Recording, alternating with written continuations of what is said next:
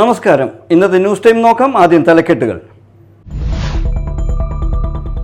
ജനങ്ങളുടെ ആജ്ഞതയെ മുതലെടുത്ത് ഗുരുദേവ സന്ദേശങ്ങളെയും ഗുരുദേവനെയും വികലമാക്കുന്ന തരത്തിൽ ചിലർ പ്രഭാഷകരെന്ന രൂപത്തിൽ രംഗപ്രവേശം ചെയ്തിട്ടുണ്ടെന്നും അങ്ങനെയുള്ളവരുടെ കെണിയിൽ ഈ സമൂഹം വീഴരുതെന്നും സ്വാമി ബ്രഹ്മസ്വരൂപാനന്ദ. അഷ്ടമിച്ചിറ പുല്ലംകുളങ്ങര പാടശേഖരത്തിലേക്ക് അറവുശാല മാലിന്യം തുടർന്നു വിട്ടതോടെ 30ഓളം കുടുംബങ്ങൾ ദുരിതത്തിൽ.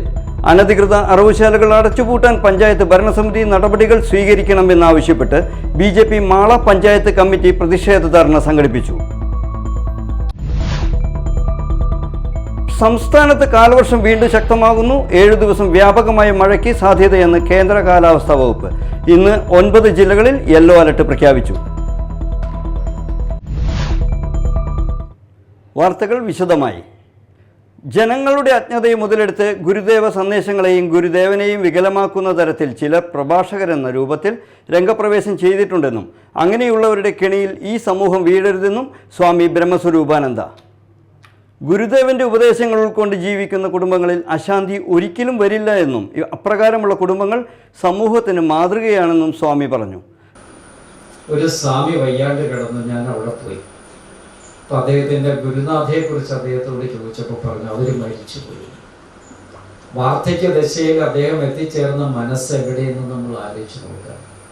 വസ്ത്രത്തിലല്ല, നിങ്ങൾ എത്തിച്ചേരുന്ന ഇടത്താണ് പ്രധാനമെന്ന് നിങ്ങൾ ആദ്യം ആലോചിച്ച് വയ്ക്കുക. എന്നെ കാണാൻ ഒരു 2 പേര് കഴിഞ്ഞ ദിവസം വന്നു. ഒരാൾ ബാങ്ക് മാനേജർ, അദ്ദേഹത്തിൻ്റെ ഭാര്യ.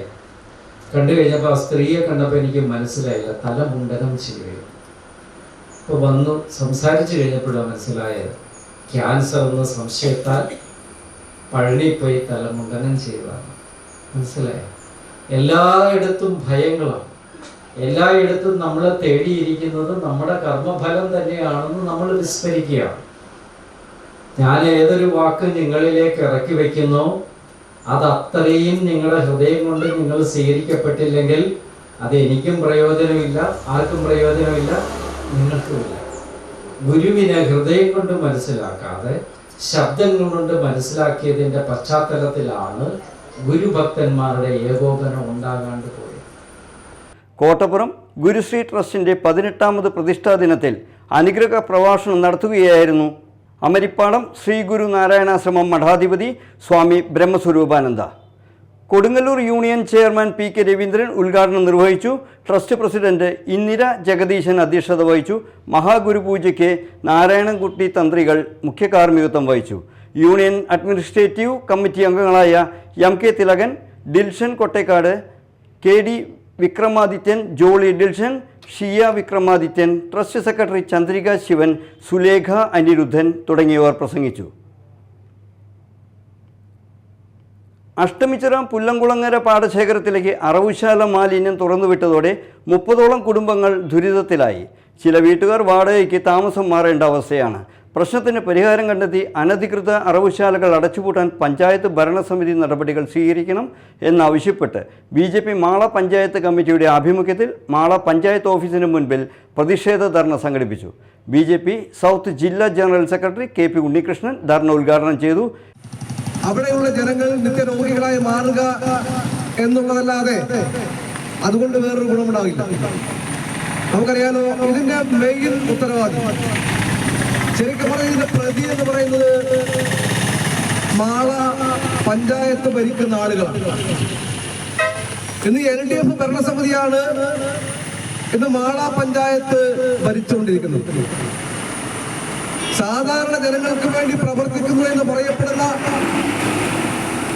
ഈ ഭരണകൂടം, LDFന്റെ ഭരണകൂടം എന്നും അവർ പ്രസംഗിക്കുമ്പോൾ പറയുന്നത് സാധാരണക്കാരന് വേണ്ടി പ്രവർത്തിക്കുന്ന ഭരണകൂടങ്ങളാണ് LDFന്റെ എന്നാണ് അവർ പറയുന്നത്.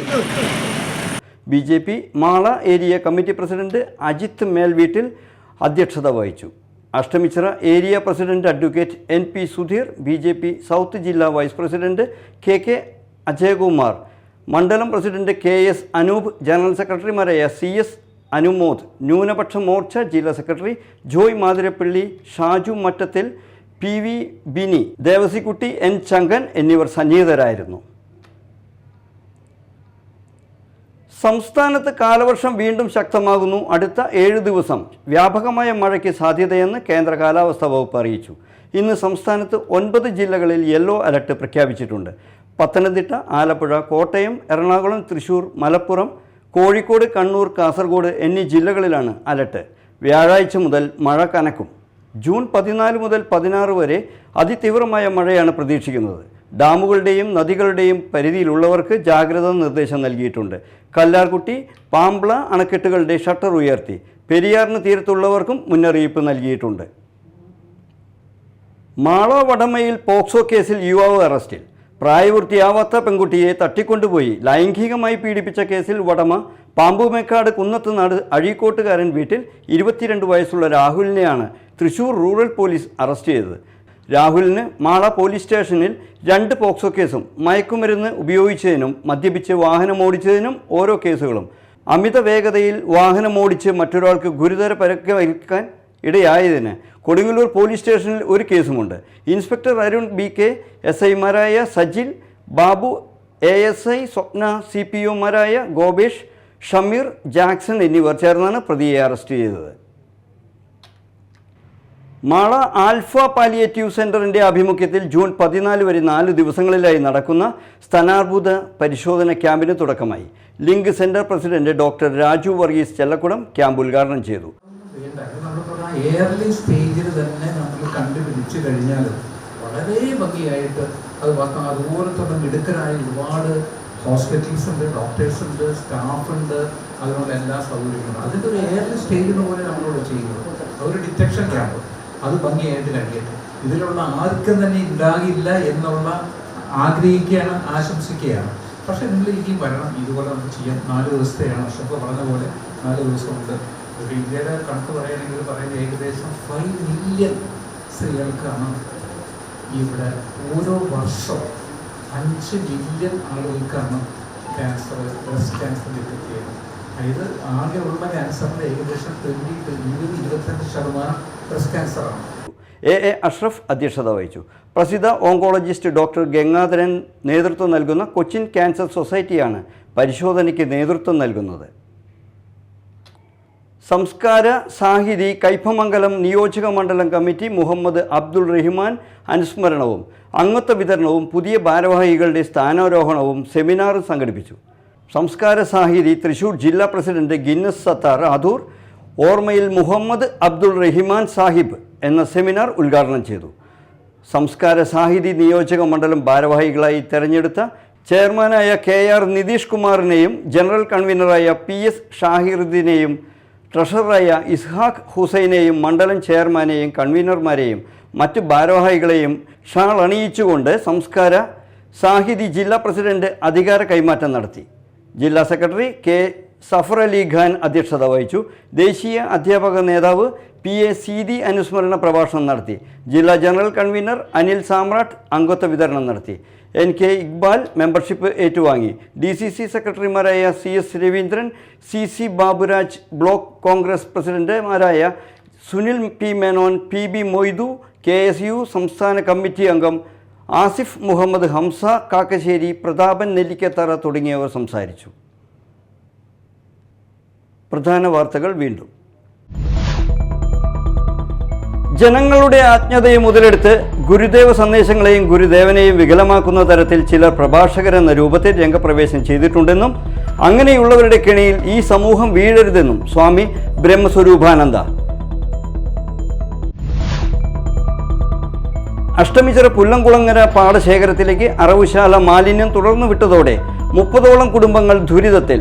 അനധികൃത അറവുശാലകൾ അടച്ചുപൂട്ടാൻ പഞ്ചായത്ത് ഭരണസമിതി നടപടികൾ സ്വീകരിക്കണമെന്നാവശ്യപ്പെട്ട് BJP മാള പഞ്ചായത്ത് കമ്മിറ്റി പ്രതിഷേധ ധർണ സംഘടിപ്പിച്ചു.